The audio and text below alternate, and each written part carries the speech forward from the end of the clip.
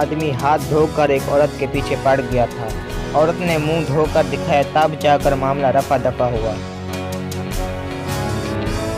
उस्ताद, क्या तुम्हें पता है कि कायदे आजम ने तुम्हारी उम्र में मैट्रिक पास कर ली थी?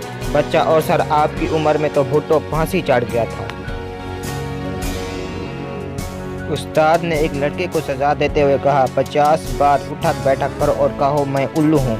लड़का, जनाब मैं 50 बार क्या 100 बार उठक बैठक करूँगा, मगर आपको ये कैसे कह सकता हूँ कि मैं उल्लू हूँ?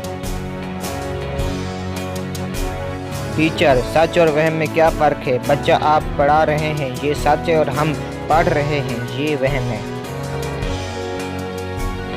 उस्ताद, बच्चे से बीवी को बेगम क्यों कहते हैं? बच्चा, क्योंकि शादी के बाद उसके सारे काम उसके शौहर के ज़िम्मे चले जाते हैं और वो बेगम हो जाती है।